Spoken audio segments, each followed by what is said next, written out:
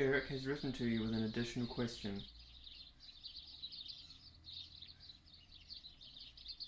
Is this another one of his questions about anal sex?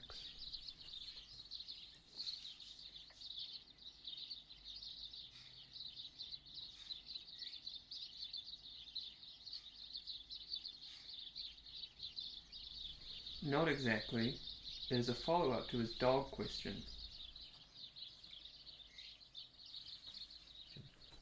Oh.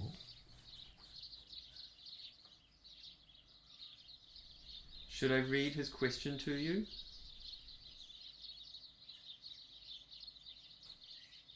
Yes, please.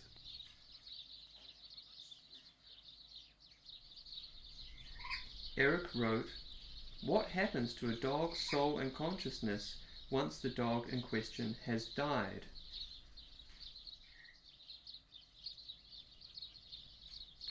Are you going to set a timer for 2 minutes?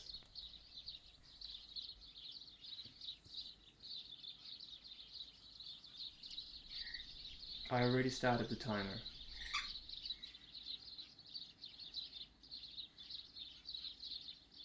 Oh. When did you start it? I set the timer as soon as I started reading the question. And please try to remember that Gene now goes by the name Eric. Okay. Did you leave the lentils cooking on the stove, or did you remember to turn off the element below the pot? I turned it off, but I left the lid on the pot. In that case, I will tell Jean that it depends on the dog. The name is Eric, not Gene. Please try to maintain some awareness for a change. Some dogs are immediately reincarnated. Some dogs dissolve into existence the moment they die. Some dogs join the soul of a living being that they loved. Some dogs wait a long time to be reincarnated. Some dogs just hang out as an out-of-body spirit, keeping an eye on everybody, and so on. By the way, it is the same with human people. Yep, I think that pretty much sums it up.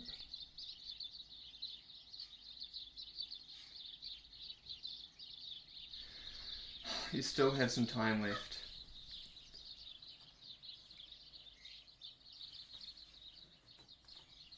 What you have said about having some time left inspires me to share a story with both you and Jean. And when I say share a story, what I really mean is that I'm going to tell you about an experience that I had. Gene prefers the alias Eric. Please make an effort to remember that.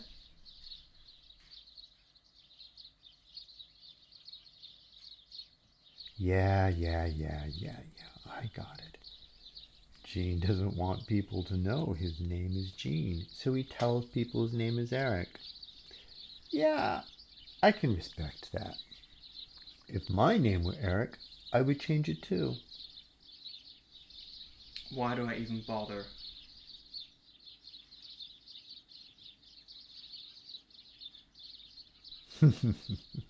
Are those buttons on your shirt? Yes. There are so many buttons to push in this world. How will I ever find the time to push all of them?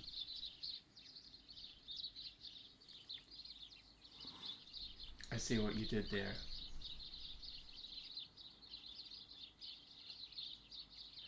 I am going to tell you about something that I saw 27 years, 4 months, and 6 days ago. Give or take a few years.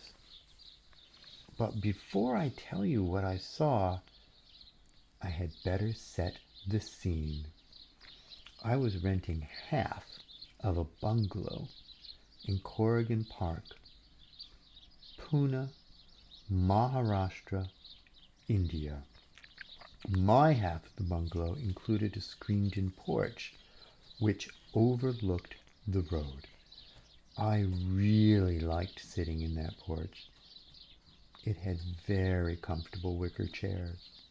In fact, the chairs and the porch were so very lovely and comfortable that I sat there each morning as I ate my breakfast.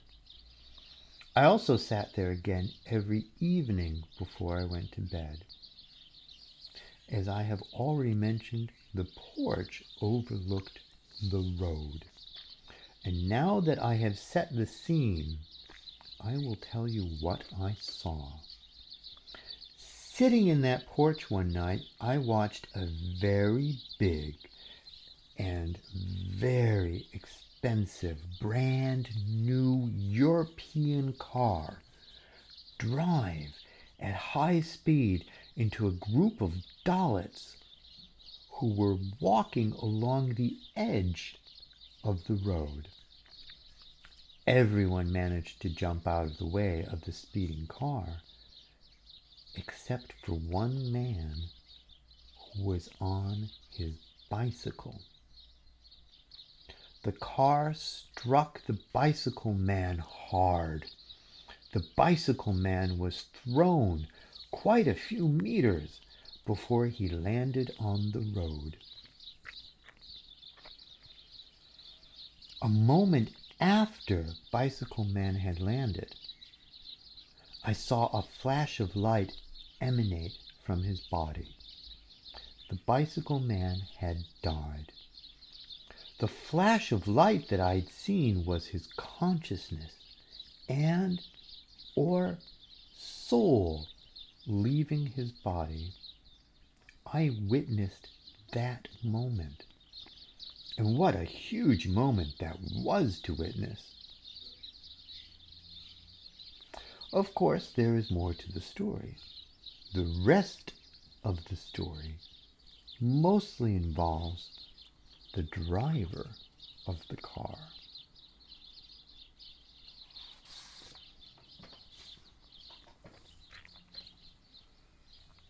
I can still picture the driver of the car very clearly. He was just a little bit chubby.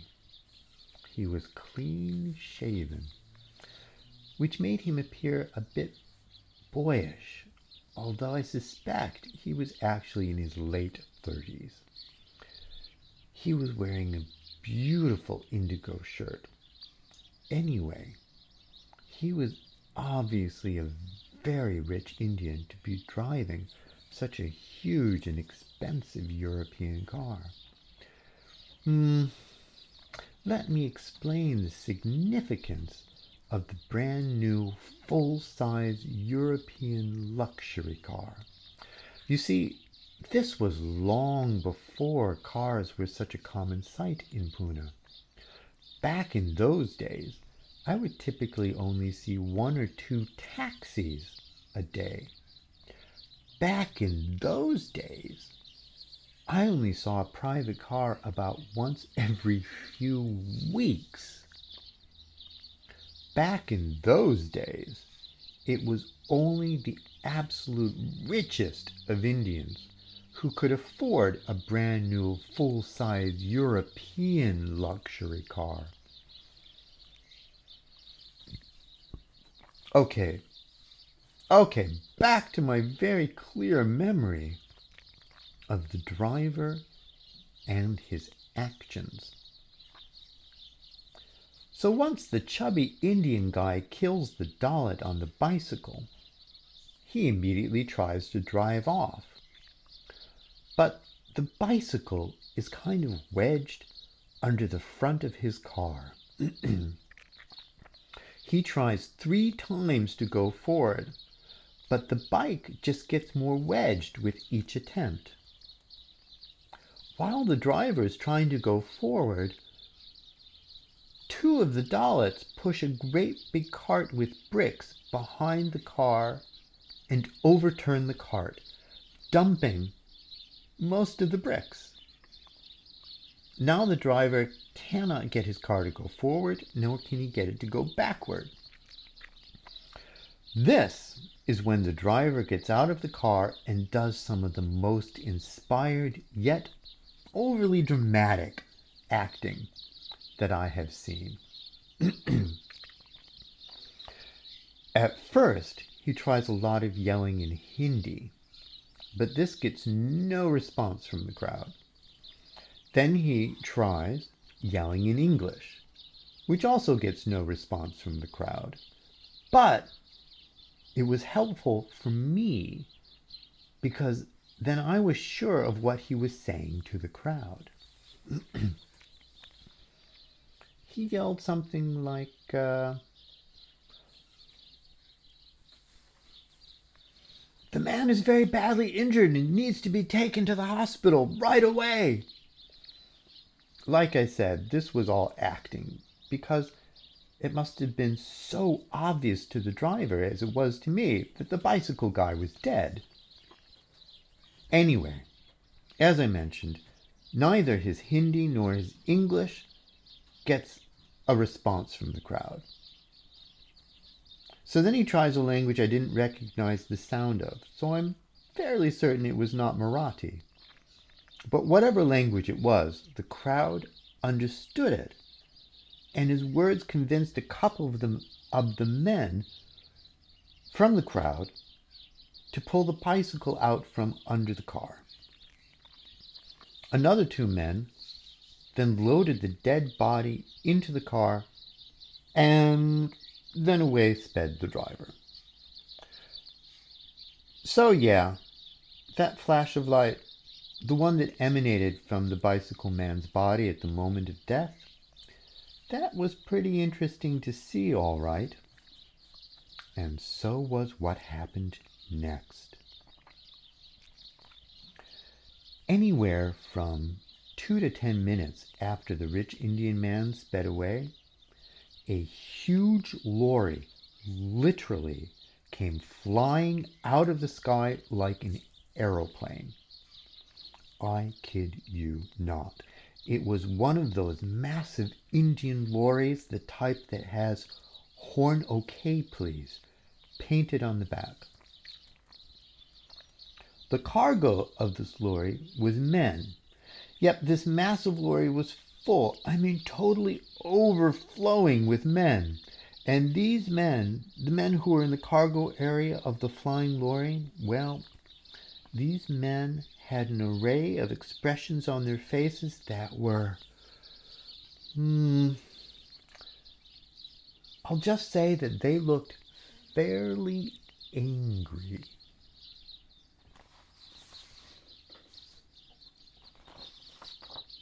Anyway, this flying lorry kept swooping back and forth over the general area where the bicycle man had died.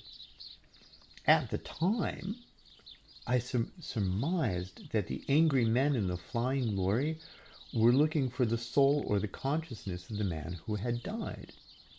And judging from the way they kept swooping over the site of his death, I had assumed that they were not able to find him. Now that I'm enlightened, I can tell you that I was partly wrong about what I saw. Now, from the perspective of being a fully realized enlightened dude, I can look and see that the angry men of the flying lorry were not looking for the bicycle man, but rather they were looking for the rich Indian man who got his thrills by purposely speeding into crowds of poor Indians. That is what I know.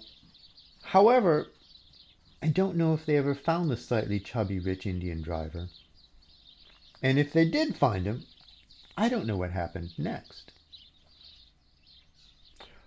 Oh, and when I tell you that I saw a huge lorry full of men descend from the sky and circle like a giant hawk, I mean this literally. I actually saw it.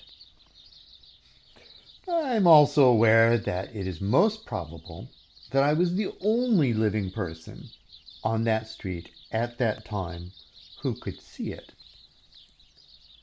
Okay, how long did that take? I don't know. I turned the timer off as soon as you said you were going to talk about the good old days. I didn't want to waste my cell phone battery.